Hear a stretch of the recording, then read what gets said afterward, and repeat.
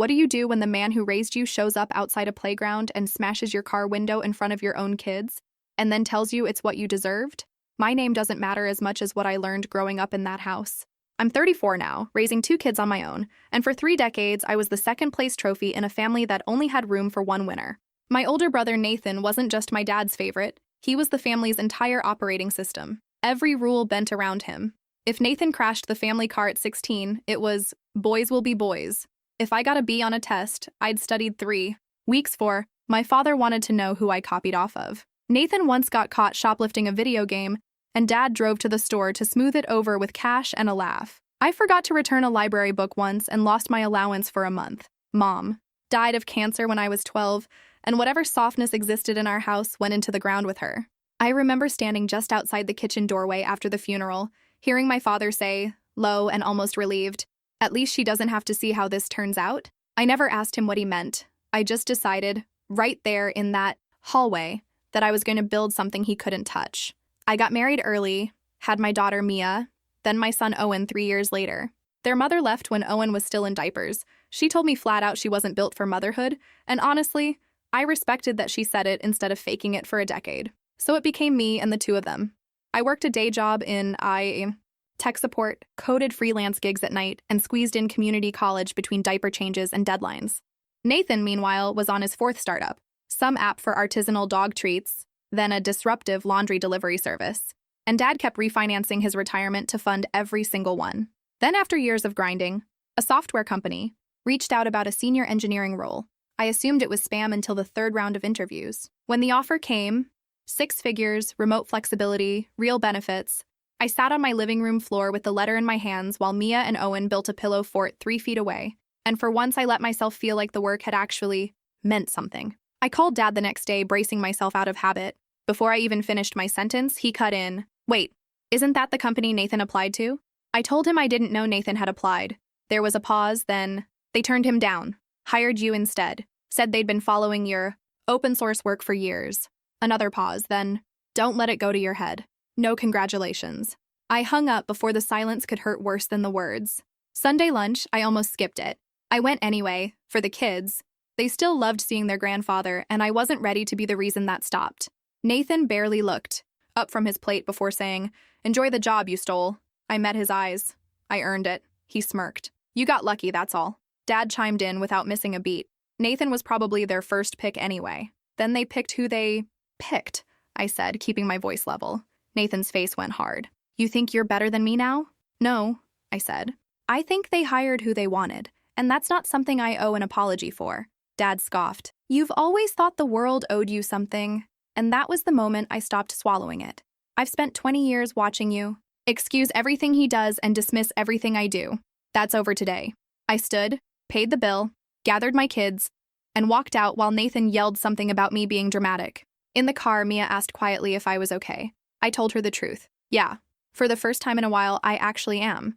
3 days later, Nathan showed up at my door uninvited, walked past me into my living room like he owned it, and casually mentioned Dad was signing the lake cabin over to him. That cabin had been my mother's family's for generations. I was the one who'd replaced the roof, redone the plumbing, paid for a new water heater every spring for a decade. Nathan visited maybe twice a year. "Dad thinks someone responsible should have it," he said, grinning. I pointed at the door. "Leave." He laughed it off, until he saw my face wasn't joking, and then he left without another word.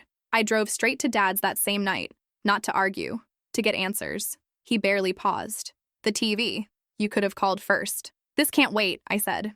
"Nathan told me you're giving him the cabin. It's mine to give. It was Mom's family's first, and I've kept it alive for 10 years. That was your choice." He shrugged.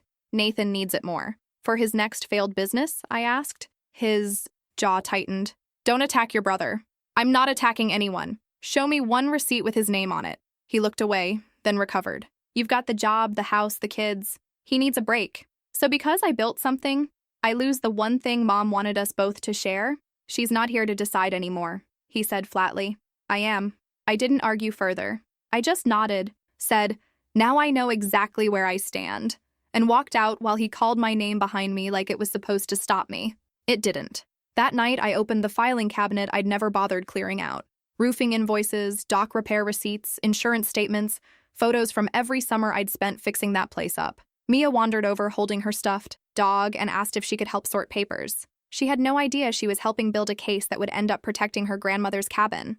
The next morning, I called a lawyer, not to sue anybody, just to understand where I legally stood after a decade of unpaid stewardship. He asked if I had documentation. I looked at the stack covering my dining table. More than you'd expect.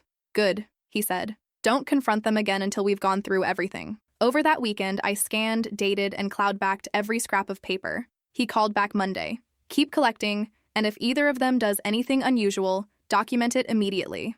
I asked if he thought it would escalate. Families like this usually do, he said, once they realize they're losing control. A week later, my new company posted the hire announcement, and old coworkers and collaborators sent congratulations all day. Buried in the messages was one line from Nathan. Enjoy it while it lasts. I screenshotted it, filed it, and blocked his number. If he wanted a reaction, he wasn't getting one from me anymore. That Saturday, I took the kids to the park. Swings, ducks, pretzels, the ordinary stuff that matters more than people think. Walking back to the car, Mia stopped cold. Dad. My driver's window was in pieces across the seat and the pavement. Before I could even process it, I heard him.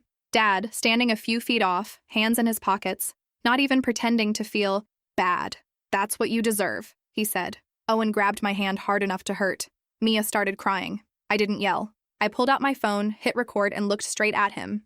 Did you just say I deserve this? Yes. Did you break my window? He smiled. Maybe you'll learn not to embarrass this family. I stepped between him and my kids. We're done. Then I called 911. He hadn't expected that. He left before the police arrived, but I had his face, his words, and his license plate on video. The responding officer watched the footage, looked at the shattered glass, then went and asked my father. A few questions I couldn't hear. Dad denied breaking it, claimed he'd just arrived after the fact. When the officer asked if I had reason to think this was targeted, I said, years of reasons. This is just the newest one. I gave him my attorney's contact and copies of everything. By the time the report was done, Dad was gone. Instead of driving straight home to Stu, I took the kids for ice cream. Mia asked quietly if Grandpa was upset about my new job. He's made some bad choices, I told her honestly. None of this is your fault. My job is keeping you safe. That's what I'm doing. That night, I sent my attorney the police report and photos of the car. He replied within the hour. Keep everything. Don't reach out. Let him make the next mistake. I blocked Dad's number but saved every voicemail that came in before the block landed. Most of them self-justifying. A few blaming me for tearing the family apart. One accusing me of turning my kids against him. Nathan texted from a new number. You're overreacting. Dad felt cornered. I forwarded it to my lawyer and blocked that number too.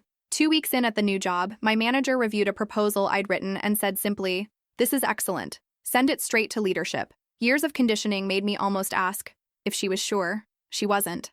That kind of trust reshaped how I moved through the rest of my life. Mornings got a rhythm. Breakfast, school drop-off, work, homework, bedtime stories.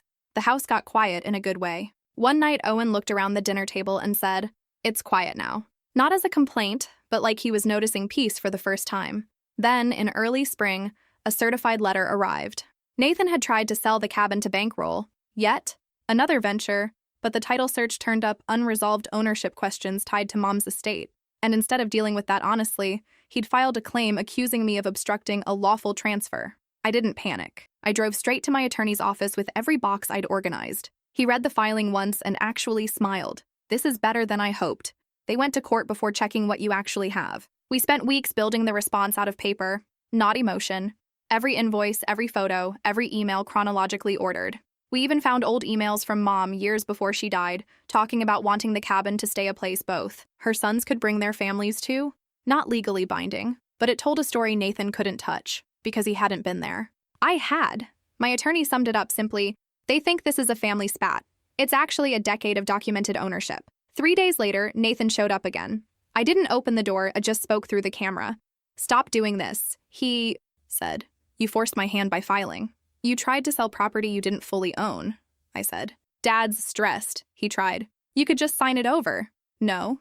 You'd really blow up this family over a cabin? The family didn't get blown up by me protecting Mom's cabin, I said. It got blown up years ago when Dad decided only one son counted. He left without another word. I saved the recording. Letters started arriving instead of calls. One demanding I apologize to Nathan. One insisting Mom would have wanted us reunited. One accusing me of poisoning my kids against him. Each one went straight into a binder next to the police report and the texts. My lawyer looked through them and shook his head. He's building a pattern without realizing it. I wish he'd stop. People who feel control slipping usually double down. Let him talk. Life kept moving forward anyway. Mia joined a soccer team. Owen got obsessed with model planes. I made every game, every school event. One weekend we drove out to the cabin, untouched for months since the lawsuit froze. Any sale. And instead of feeling bitter about the overgrown yard, we just got to work. Mia painted the flower boxes. Owen helped me sand the old porch swing. Standing there afterward, Mia said, "It already feels happier." She was right. The preliminary hearing came a month later. Nathan showed up in a suit that looked more expensive than his case. My attorney slid a thick binder across the evidence table. A decade of receipts, invoices, photos, tax records. The judge lingered on a photo of me fixing the dock with Mia as a toddler beside me, then asked Nathan directly if he had anything comparable. He glanced at Dad, then said, "No." Nobody spoke on the way out, but my attorney was smiling. Momentum just shifted. Nathan tried backdoor moves after that, a cousin calling to work something out, which I declined. Then a mediation request from his lawyer, which we accepted, strategically. In that meeting, Nathan opened with, "This has gotten out of hand." I said, "You sued me because you wouldn't cooperate." Dad tried, "Just sign it over, you barely use it. I've maintained it for 10 years. My kids have summered there their whole lives. You have a good job now. Go buy another place." This was never about buying something new. It's about keeping what Mom wanted us to keep. Nathan leaned in. "Name a price." "It's not for sale." "Everything's for sale." "Not this." The mediation stalled, but afterward the mediator pulled my attorney aside quietly. He told me later, "They expected you to fold. Instead, you showed up with a full case and a fair offer. That matters." Discovery followed. Nathan, under oath, admitted he'd never paid a property tax bill, never hired a contractor, couldn't even remember his last overnight stay there. When asked why he tried to sell it anyway, he said simply, "I needed the money." My own deposition took under 2 hours because every answer matched a document already on file. A week after that, his lawyers called wanting to talk settlement again, this time proposing to recognize my interest if I agreed to split future sale proceeds. "It's not being sold," I said, before my attorney could even open his mouth. Nathan snapped, "Then what do you want?" "Peace." My ownership confirmed. No more lawsuits, no more harassment, no more showing up near my kids. Dad muttered something about me cutting off family. I looked at him. "I'm not cutting off family. I'm protecting the one that actually depends on me." The final terms were simple. Full ownership to me, the suit dropped with prejudice, signed waivers from both of them, and no contact with my children without my permission. In exchange, I wouldn't pursue reimbursement for what I'd already spent. Nathan called it blackmail. The mediator called it a legitimate settlement offer. A week later, my attorney called while I was eating lunch at my desk. They accepted. All of it. I sat there for a minute afterward, not celebrating exactly, just relieved, in the way you feel after finally putting down something heavy. That evening, I took the kids for burgers. Mia noticed I seemed lighter and asked if it was a good day. "A really good one," I said. "Is the cabin ours?" Owen asked. "Yes, it's done." He threw his hands up like he'd scored a goal. Word got around the extended family the way it always does. Some relatives took Dad's side. Most quietly stopped asking questions once the court filings became public record. I never defended myself out loud. The paperwork did that for me. Nathan burned through what was left of Dad's savings on one more failed venture before the money ran out for good. I heard about it secondhand and didn't bother confirming any of it.